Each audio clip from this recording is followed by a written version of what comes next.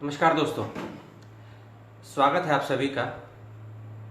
जैसा कि ये मेरा पहला फेसबुक लाइव है, उम्मीद करता हूँ आप पसंद करेंगे और अपने सुझावों के साथ मौजूद भी रहेंगे मेरे साथ। यदि कोई सवाल है आपके तो मुझसे पूछिएगा और मैं जो आपसे बात करने वाला हूँ वह बात करूँगा कई ऐसे विषयों को लेकर जो कि प्रवेश परीक्षाओं को लेकर हैं, और साथ ही साथ जो लोग मेरे सर्कल में हैं और जो लोग मुझसे जुड़ना चाहते हैं, अपने सवाल लेना चाहते हैं किसी भी प्रकार के, मैं आपसे जो बात कर रहा हूँ वह बात कर रहा हूँ परीक्षाओं को लेकर, प्रवेश परीक्षाओं को लेकर और छात्रों को लेकर। जी हाँ, कि किस प्रकार के आजकल की समस्याएं आ रही हैं भारत के छात्रों को लेकर, और साथ ही साथ शैक्षणिक सरकारी संस्थानों की क्या क्या भूमिका रही है, और साथ ही साथ कौन कौन सी नई नई गाइडलाइंस या कहीं की सूचनाएं या नोटिफिकेशन आ रहे हैं उन पर भी बात करेंगे।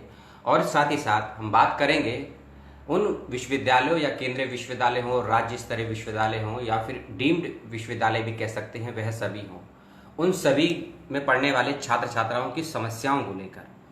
तो और एक बात मैं और बता दूं कि जैसा कि मैंने बताया कि मेरा पहला फेसबुक लाइव है, बहुत सी गलतियां रहेंगी तो सुझाव दीजिएगा। यूट्यूब पर तो बहुत बार आ चुका हूं, तो सोचा कि फेसबुक लाइव कर दिया जाए। मैं वर्तमान में हूं महाराष्ट्र में, महाराष्ट्र के वर्धा जिले में हूं, जहां केंद्रीय विश्वविद्यालय है महाराष्ट्र का, वहां से आपसे बात कर रहा हूं। अगले हफ्ते कहां होऊंगा ये मुझे भी नहीं पता है, क्योंकि परीक्षाओं को लेकर और खासकर हॉस्टल्स को लेकर, विश्वविद्यालय को लेकर कोविड के दौर में बहुत सी समस्याएं, बहुत सी अड़चनों का सामना और विश्वविद्यालयों के छात्रों की तरह हमें भी थोड़ा बहुत करना पड़ा। हमें से मतलब हमारे छात्रों को। प्रवेश परीक्षाएं और परीक्षाएं, पहले हम बात करेंगे प्रवेश परीक्षाओं की। बहुत से केंद्रीय विश्वविद्यालयों ने और बहुत से राज्य स्तर के विश्वविद्यालयों ने अपनी अपनी प्रवेश हेतु परीक्षाओं का ऐलान तो नहीं किया है, लेकिन फॉर्म जरूर आमंत्रित किया है नए कोर्स के लिए, नए आवेदन के लिए। और जो लोग मुझे सुन रहे हैं, देख रहे हैं, अपने सवाल देते रहें। लेकिन जो लोग फॉर्म भर रहे हैं, फॉर्म भरते वक्त दो चीज़ों का विशेष रूप से ध्यान रखिएगा। अभी मैं परीक्षाओं के बारे में आपसे बात कर रहा हूं कि ऐसे सभी छात्र जब फॉर्म भरते हैं तो कम से कम जो एंट्रेंस का सेंटर है वह जितना हो सके अपने नज़दीक दें, और नज़दीक से मतलब है ऐसी जगहों पर अपने सेंटर को दें जहां आपको ट्रैवलिंग की अधिक से अधिक या सरलतापूर्ण सुविधा प्राप्त हो सके। क्योंकि जो आपने परीक्षा केंद्र दिए हैं वहां यदि आप तय तारीख पर नहीं पहुंच पाएंगे तो इसकी जिम्मेदारी केवल और केवल छात्र की रहेगी। इस बात को ध्यान से सुन लीजिएगा और समझ भी लीजिएगा।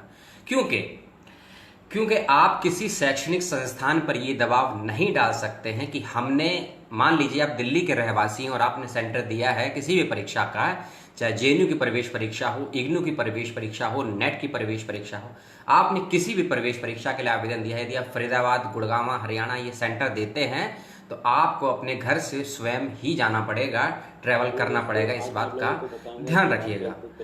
और साथ ही साथ इस बात का भी ध्यान रखिएगा आप लोग कि प्रवेश परीक्षा के सेंटर पे जाते वक्त जितना कम से कम सामान हो सके उतना कम से कम सामान लेकर जाइएगा, क्योंकि ज्यादा सामान या ज्यादा विकल्प आपको बहुत से संकटों में डाल सकते हैं। क्योंकि जब आप प्रवेश परीक्षा सेंटर पर जाएंगे तब ये आपको नहीं पता है कि प्रवेश परीक्षा के दिन उस शैक्षणिक संस्थान को यूजीसी ने या एमएचआरडी ने कौन कौन सी नई गाइडलाइंस दी है। जिस प्रकार जब हम नेट की परीक्षा देने जाते हैं तो आप घड़ी लेकर नहीं जा सकते हैं, पर्स लेकर नहीं जा सकते हैं, वॉलेट या बेल्ट लेकर नहीं जा सकते हैं, कोई किसी प्रकार का डिवाइस लेकर नहीं जा सकते हैं। इसीलिए जब आप प्रवेश परीक्षाओं पर जाएंगे जितना कम से कम हो सके दूरी के सेंटर का चयन करें, कम से कम साधनों को लेकर वहां पर जाएं, और जिस भी विश्वविद्यालय का, चाहे वो एडमिशन को लेकर फॉर्म भरा हो आपने या प्रवेश परीक्षाओं को लेकर फॉर्म भरा हो, किसी भी प्रतियोगी परीक्षाओं के लिए आपने फॉर्म भरा हो, या फिर आपने कोई भी इंटरव्यू के लिए कोई फॉर्म भरा हो, कोई इंटर्नशिप, फेलोशिप के लिए कोई फॉर्म भरा हो, यदि आपका इंटरव्यू है या प्रवेश परीक्षा है तो आप जिस भी संस्थान से अप्लाई कर रहे हैं उसकी वेबसाइट चेक करते रहें, अपने ईमेल आईडी को चेक करते रहें, और साथ ही साथ जो फ़ोन नंबर दिया है उस पर भी नज़र बनाए रखें। और साथ ही साथ यदि हेल्पलाइन नंबर आपको मिल रहा है किसी भी शैक्षणिक संस्थान का, तो उसके हेल्पलाइन नंबर पर और दिए गए ईमेल आईडी पर वीक में कम से एक बार एक मेल या फिर एक फ़ोन ज़रूर कीजिएगा कि यदि कोई नई सूचना आती है या कोई नया बदलाव होता है किसी भी प्रवेश परीक्षा को लेकर, तो उसकी सूचना आपको पहले मिल जाए। जैसा कि 6 जुलाई को अभी एक नोटिफिकेशन आया है यूजीसी की गाइडलाइंस को लेकर, सभी केंद्रीय विश्वविद्यालय को लेकर, लेकिन मैं हूं महाराष्ट्र में, तो महाराष्ट्र सरकार ने अर्थात स्टेट गवर्नमेंट ने 28 और 29 जून को एक अपना नोटिफिकेशन निकाला है। दोनों ही नोटिफिकेशन एक दूसरे को कॉन्ट्राडिक्ट करते हैं, यानी कि कॉन्फ्लिक्ट है, संघर्ष की स्थिति है, द्वंद्व की स्थिति है। स्थिति ये है कि राज्य सरकारें कहती हैं, खासकर महाराष्ट्र की राज्य सरकार ये कहती है कि वह अंतिम वर्ष के विद्यार्थियों को प्रमोट करेगी अगले सत्र के लिए या अगली डिग्री के लिए। ये महाराष्ट्र गवर्नमेंट का फैसला है। महाराष्ट्र के नागपुर में एक विश्वविद्यालय है जिसका नाम है राष्ट्रीय संत तुकडोजी महाविद्यालय। यह नोटिफिकेशन वहां जाता है तो वहां के परीक्षा नियंत्रक प्रवेश प्रक्रियाओं को तो रद्द कर देते हैं, बच्चों को प्रमोट कैसे करना है इस प्रक्रिया में जुट जाते हैं, जो कि राज्य सरकार की गाइडलाइंस का पालन करते हैं। लेकिन वहीं 6 जुलाई को अर्थात 2 दिन पूर्व यूजीसी के द्वारा गाइडलाइंस होती है कि नहीं, अंतिम वर्ष के छात्रों को प्रमोट नहीं किया जाएगा, चाहे वो बीए तृतीय वर्ष के छात्र हों, चाहे MA, MCom, MSc second year के छात्र हों, किसी को प्रमोट नहीं किया जाएगा, परीक्षाएं ली जाएंगी। तो अब राज्यों की समस्या यही है। महाराष्ट्र का ही एग्जाम्पल मैं इसीलिए दे रहा हूं कि मैं महाराष्ट्र को आंखों देखी से देख रहा हूं पिछले कई वर्षों से। अब स्टेट की समस्या ये है प्रवेश परीक्षाओं को नहीं, परीक्षाओं को लेकर। प्रवेश परीक्षाओं पर मैं बाद में आऊंगा। परीक्षाओं को लेकर कि राज्य सरकारें, केंद्र के संस्थान है जो यूजीसी, जिसके अंदर एमएचआरडी के अंतर्गत आती है यूजीसी, उसकी गाइडलाइंस को माने जो 6 जुलाई को आई है कि सभी की परीक्षाएं ली जाएंगी और पास किया जाएगा, या राज्य सरकार की गाइडलाइंस को माने। ऐसा ही कॉन्ट्रडिक्टरी आपको उत्तर प्रदेश के प्रवेश परीक्षाओं को लेकर मिलेगा।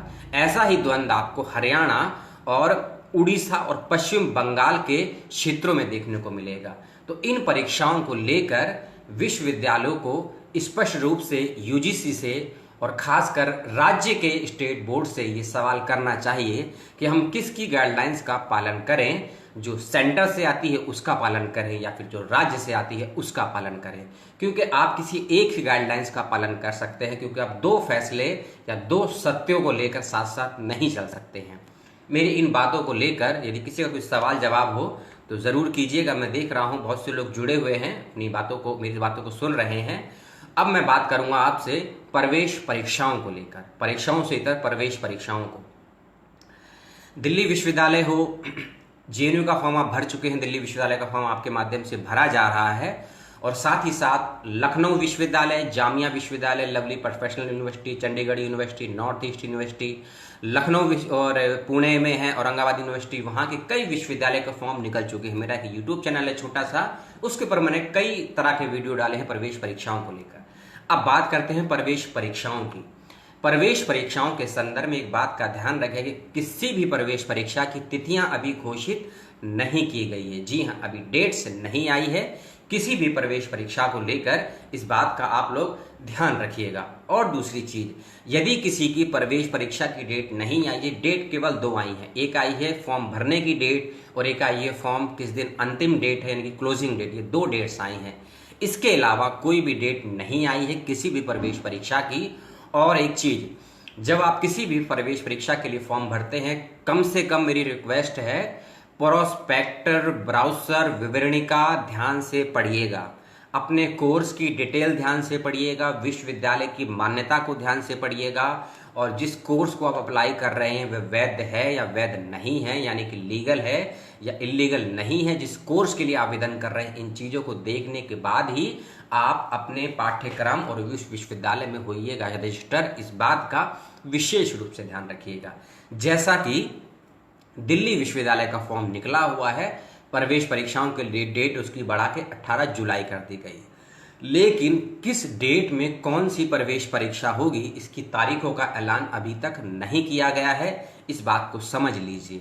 और दूसरी चीज कि प्रवेश परीक्षा से पहले आपको मिलता है प्रवेश पत्र यानी कि एडमिट कार्ड, वह कब से कब तक डाउनलोड करेंगे इसकी भी कोई निश्चित डेट नहीं आई है।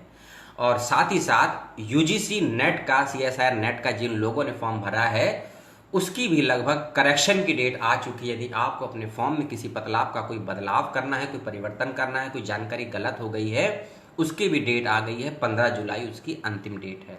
मैं कई चीज़ों को इसीलिए परीक्षाओं के माध्यम से जोड़कर चल रहा हूं क्योंकि इन सभी बातों को 1 से 2 वीडियो में नहीं समेटा जा सकता है। और बहुत से कमेंट आ रहे थे मेरे कई वीडियोस पर कि प्रवेश परीक्षाओं को लेकर, उससे पहले एडमिट कार्ड को लेकर, उससे पहले कि हम जो हेल्पलाइन नंबर्स पे फ़ोन करते हैं वह रिंग जाती उठाते नहीं हैं, उनकी भी प्रॉब्लम है हेल्पलाइन नंबर्स की। क्योंकि किसी भी हेल्पलाइन नंबर पर आप एक समय में एक ही व्यक्ति फ़ोन नहीं कर रहा होता, इस बात को आप समझिए।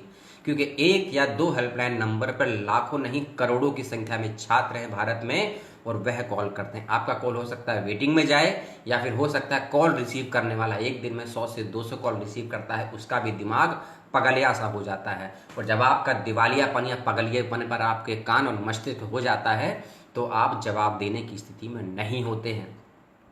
दूसरी चीज़ सबसे अच्छा है कि ईमेल से जवाब मांगिए। ईमेल से आपको जल्द से जल्द रिप्लाई मिलता है, जल्द से जल्द जवाब मिलता है, ठीक है। और जब तक आप जिस भी विश्वविद्यालय का फॉर्म भर रहे हैं प्रवेश परीक्षाओं के लिए, फिर से वही बात कहूँगा कि अपनी ईमेल आईडी को अपने दिए गए व्हाट्सएप या फ़ोन नंबर उस पर आए हुए मैसेज को ध्यान से देखते रहें। और जिस भी शैक्षणिक संस्थान से आप फॉर्म भर रहे हैं प्रवेश परीक्षाओं के लिए, उसकी वेबसाइट को ज़रूर से ज़रूर सर्च करते रहें। इस बात का विशेष रूप से ध्यान रखें। और एक चीज़ मैं और बता दूं कि बहुत से सवाल ऐसे आ रहे थे मेरे पास, मेरे ब्लॉग पर और मेरे फेसबुक पर, मेरे यूट्यूब और फेसबुक पर भी, कि प्रवेश परीक्षाओं की फीस इतनी ज़्यादा क्यों होती है। हैदराबाद विश्वविद्यालय की 200 से 500 रुपये फीस होती है। महात्मा गांधी हिंदी विश्वविद्यालय जो कि वर्धा महाराष्ट्र में जाकर मैं छात्र हूँ, अभी फॉर्म निकलेगा अगले महीने, उसकी फीस भी 200 से 400 रुपये होती है। दिल्ली विश्वविद्यालय की फीस भी 300, किसी कोर्स की 150, किसी कोर्स की 700, किसी कोर्स की 1500 तक है। जामिया का फॉर्म निकल चुका है, उसकी भी फीस लगभग 1500-2000 है। यानी कि लगभग 500 से लेके 2500 के बीच में प्रवेश परीक्षाओं की फीस क्यों ली जाती है, इतनी महंगी फीस, जबकि यूपीएससी जैसा इतना बड़ा एग्जाम 100 से 150 रुपये की फीस लेता है। तो ये जो फीस का मसला है, इसका जवाब तो मैं नहीं दे पाऊंगा, ना ही समाधान दे पाऊंगा, लेकिन जवाब देने का प्रयास करता हूं। जब आप किसी भी प्रवेश परीक्षा का फॉर्म भरते हैं, और आप बहुत से लोग प्रवेश परीक्षाओं के फॉर्म इसीलिए भी नहीं भरते हैं क्योंकि उनकी आर्थिक स्थिति होती नहीं है ठीक, लेकिन बच्चों में होती है योग्यताएं। मान लीजिए आप जामिया का फॉर्म भर रहे हैं या आप लखनऊ विश्वविद्यालय का फॉर्म भर रहे हैं, जिन भी विश्वविद्यालय का मैं नाम ले रहा हूं, उनको यदि कोई समस्या हो मेरी बातों से तो मुझे कमेंट कर सकते हैं, मुझ पर जवाब मांग सकते हैं, मुझ पर आरटीआई फाइल कर सकते हैं, मैं सभी का जवाब दूंगा। जो मैं जानकारियां आपसे शेयर कर रहा हूं, मैं सभी विश्वविद्यालय जिन जिन के मैंने नाम लिए, लगभग 12 विश्वविद्यालयों के, सभी की वेबसाइट का सर्च कर चुका हूं, सभी के प्रोस्पेक्टस को देख चुका हूं, तब मैं ये जानकारियां शेयर कर रहा हूं। और एक चीज़ और मैं बता दूं, जो ये फीस का मामला मैंने बताया, जो फीस इतनी हाई है क्योंकि 2018-19 में, अगर आपको याद नहीं है तो याद करिए, बैकग्राउंड में जाइएगा, 2018-19 में जब केंद्र सरकार ने एक यूनिवर्सिटी की घोषणा की थी, जियो यूनिवर्सिटी की, उसी के साथ साथ भारत सरकार ने भारत के यानी कि यूजीसी के गाइडलाइंस के अकॉर्डिंग जो भी विश्वविद्यालय हैं, महाविद्यालय हैं, कॉलेज हैं, प्राइवेट हैं, डीम्ड हैं, स्टेट हैं, इन सभी की संख्या लगभग 950 के करीब है। लगभग 30% शैक्षणिक संस्थानों को 2018 में ये पावर, ये शक्ति, ये ताकत दी थी कि वह कुछ कोर्सेज की फीस अपने अकॉर्डिंग तय करेंगे, कुछ कोर्सेज के प्रवेश परीक्षाओं की फीस भी अपने अकॉर्डिंग तय करेंगे। और साथ ही साथ यह भी पावर दी थी उन शैक्षणिक संस्थाओं को कि प्रवेश परीक्षाओं की फीस कितनी होगी, कितनी सीट निकाली जाएगी, कितने बच्चों को प्रवेश मिलेगा, यह क्षमता, ये ताकत भी एमएचआरडी के थ्रू यूजीसी ने उन विश्वविद्यालयों को दे दी थी। तो आपके सवाल का जवाब यही है, जब आप कहते हैं कि किसी प्रवेश परीक्षा की फीस 500 रुपये है, किसी की 1000 रुपये है, किसी की 2000 रुपये है, किसी की 200 रुपये है, तो ये विश्वविद्यालय की ऑटोनॉमस बॉडी होती है कि वही तय करेगी कि उसकी प्रवेश परीक्षाओं की फीस कितनी होगी, कितनी नहीं होगी। क्योंकि सरकार को इन चीज़ों से, और खासकर शिक्षा मंत्रालय को इस चीज़ों से मतलब नहीं है कि अर्थ यानी कि पैसे की वजह से कितने लोग अपनी प्रवेश परीक्षाओं से या शिक्षा से वंचित रह जाते हैं, इनका उनको मतलब नहीं है, ठीक है। तो यह थी प्रवेश परीक्षाओं के बारे में। एक चीज़ मैं और बता दूं, जब आप किसी भी प्रवेश परीक्षा का फॉर्म भरते हैं, कम से कम उसकी रजिस्ट्रेशन की डेट, फीस पेमेंट की डेट और फीस सबमिट करने की डेट, इन 3 डेटों का बहुत ध्यान से रखिए कि प्रवेश परीक्षा के लिए रजिस्ट्रेशन कब तक करना है, उसकी डेट और टाइमिंग नोट करिएगा। प्रवेश परीक्षा का जो फॉर्म भरना है उसकी फीस की डेट क्या है उसको ध्यान से देखिएगा, और साथ ही साथ फॉर्म सबमिट करने की डेट क्या, क्योंकि बहुत सी शैक्षणिक संस्थानों में, एक एग्जाम्पल के तौर पे बताता हूं कि परसों है 10 जुलाई, ठीक है, मान लीजिए कि किसी विश्वविद्यालय की अंतिम डेट 10 जुलाई है, तो इस चीज में साफ साफ लिखा होता है प्रोस्पेक्टर विवरणिका या ब्राउजर में कि वह 10 जुलाई शाम 5 बजे तक, 10 जुलाई रात 9 बजे तक रजिस्ट्रेशन की डेट है या फॉर्म सबमिट करने की डेट है। इस बात का ध्यान रखिएगा।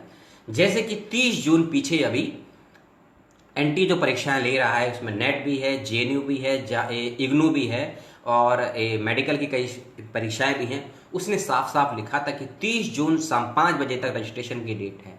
फीस पेमेंट की डेट थी मध्य रात्रि 12 बजे तक। और अब जो ऑप्शन आया है उसके अंदर आप पूरे फॉर्म में बदलाव नहीं कर सकते हैं, इस बात का ध्यान रखिएगा। फोटो में, साइन में, एड्रेस में, किसी कोर्स में ही बदलाव कर सकते हैं। फोटो में, साइन में, एड्रेस में, किसी कोर्स में ही बदलाव कर सकते हैं। और यदि आप फीस पेमेंट नहीं कर पाए थे अपनी किन्हीं वजहों से, तो आप उसमें बदलाव कर सकते हैं, इस बात को भी ध्यान रखिएगा।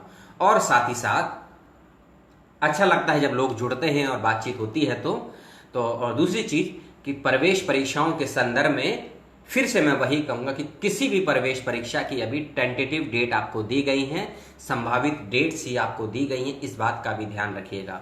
और जब किसी की संभावित डेट दी गई होती है तो फिर से एक वही बात कि अपने एग्जामिनेशन सेंटर को जितना हो सके घर से नजदीक भरिए। यदि आप एक राज्य से दूसरे राज्य में ट्रैवल कर सकते हैं, सही समय पर पहुंच सकते हैं, और जिस भी जगह का सेंटर भर रहे यदि वहां कोई जान पहचान है, कोई जान पहचानने वाला है, और आप यदि शारीरिक नहीं मानसिक रूप से स्वस्थ हैं, तभी दीजिएगा प्रवेश परीक्षाओं को। क्योंकि आपकी तैयारी चाहे जितनी भी 100% रही हो, आप एक साल से तैयारी कर रहे हो, यदि मानसिक रूप से आप मेंटली स्तर पर आप सशक्त या मजबूत नहीं हैं, आप किसी भी प्रवेश परीक्षा को उत्तीर्ण नहीं कर सकते हैं। प्रवेश परीक्षा से पूर्व, प्रवेश परीक्षा के दौरान और उसके बाद आप डिप्रेशन में रहेंगे, माइग्रेशन का, सिरोसिस ऑफ लीवर का भी शिकार हो सकते हैं। इसीलिए मानसिक रूप से मजबूत करिए।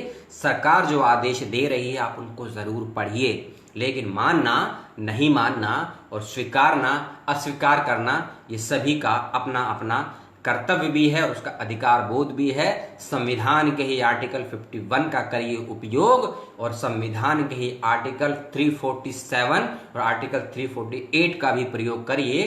सरकार और एमएचआरडी या कोई भी मंत्रालय हो आप पर जो लागू कर रहा है आर्टिकल 57 एंड आर्टिकल 21 का, उसका उपयोग करिए और सरकार को बताइए। और आप सोच रहे हैं हम बताएंगे कैसे? बताने का माध्यम सबसे सरल है, क्योंकि सरकार जो भी गाइडलाइंस देती है आपको या ईमेल से भेजती है या अपने अपने वेबसाइट्स पर भेजती है।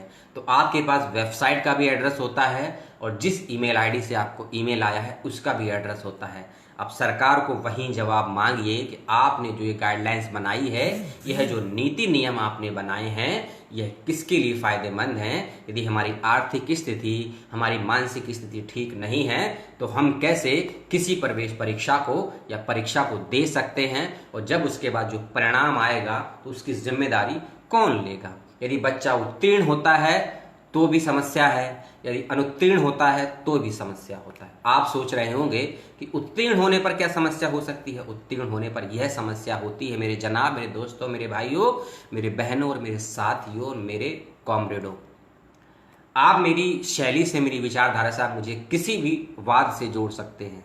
लेफ्टिस्ट कह लीजिए, वामपंथी कह लीजिए, कांग्रेसी कह लीजिए, बीजेपी कह लीजिए, अम्बेडकर वाइज, भक्ताइज, कुछ भी कह लीजिए, लेकिन मैं नीतियों के पक्ष और विपक्ष में बात करने वाला व्यक्ति नहीं हूं। मैं नीतियों को निष्पक्ष रूप से बात करने वाला व्यक्ति हूं। यदि सरकार प्रवेश परीक्षाओं को लेकर यह बात कहती है कि हमने गांव-गांव में सुविधाएं पहुंचा दी हैं, तो सरकार ने अभी तक कोई डेटा रिलीज नहीं किया है, कोई रेफरेंस रिलीज नहीं किया। आप 4 लाइन का एक नोटिफिकेशन जाहिर कर देते हैं और कह देते हैं कि अंतिम वर्ष की प्रवेश परीक्षाएं आप सितंबर में लेंगे, लेकिन वह कैसे लेंगे? आपने कोई लैब तैयार नहीं करी है, कोई शैक्षणिक संस्थान तैयार नहीं करा है, आपने आईसीटी विषय की शिक्षकों को ट्रेनिंग नहीं दी है अभी तक, आपके देश में अर्थात भारत जैसे देश में आईसीटी की ट्रेनिंग को देने वाले गिनती के 6 संस्थान हैं और आप बात कर रहे हैं लगभग 18 से 22 करोड़ लोगों की प्रवेश परीक्षाएं दिलवाने की, वह भी ऑनलाइन मोड पर। सीबीटी को लेकर कभी और बात करेंगे, लेकिन आज बात करेंगे परीक्षाओं की।